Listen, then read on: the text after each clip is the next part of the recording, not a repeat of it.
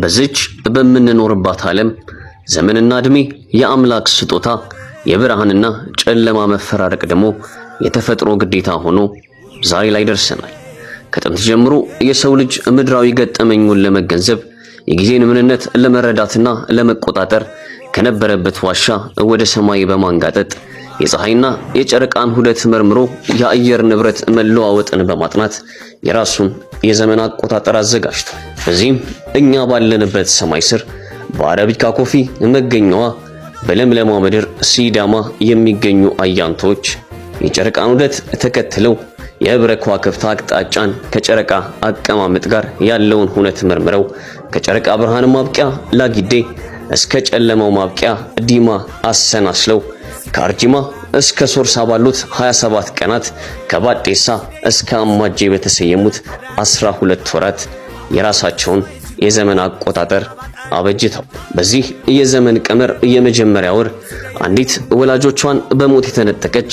ለወንድሞቿ የእናት ምትክ የሆነች የሲዳማ አንስት በየዓመቱ ወንድሞቿን ለመጠየቅ በቀዋድ ዕለት በቅቤ የታሸ ቆጮ ያመጣች ስትጠይቃቸው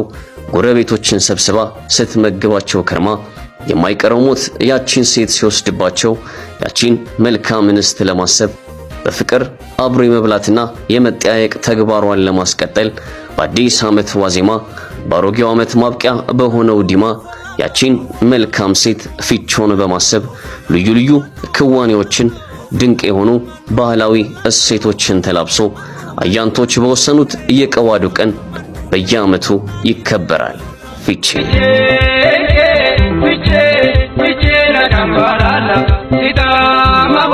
ፊቼ ድንቅ በሆነ መንገድ ተከብሮ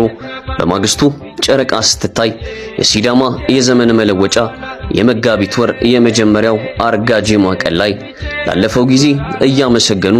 ለመጪው ደግሞ ፈጣሪን እየለመኑ አዲሱን ዓመት ልጃገረዶች በሆሪ ዜማ ወጣቶች ደግሞ በፋሮ ጭፈራ እየተደሰቱ ከእድሜ እኩዮቻቸው ጋር በዜማ እየተሞጋገሱ ጎልማሶችና ሽማግሌዎች ደግሞ ውብ በሆነው የቄጣላ ስርዓት ለሀገር በጎ የሰራውን እያወደሱ ሀገርና ሕዝብን የበደለ ካለ ደግሞ በአደባባይ እየወቀሱ ባህልና ወግን ለልጆቻቸው የሚያስተምሩበት ለተረካቢው ትውልድ ትክክለኛውን የሲዳማን እሴት የሚያሻግሩበት ልዩ ቀን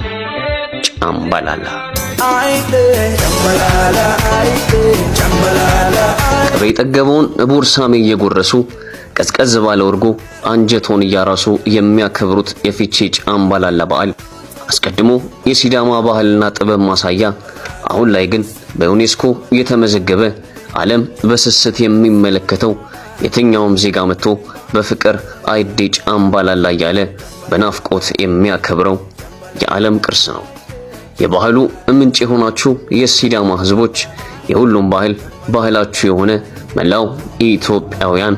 በናፍቆት ይህን ድንቅ ባህል ለመታደም የምትመጡ የውጭ ዜጎች እንደ ባህላችን አይዴ ጫምባላላ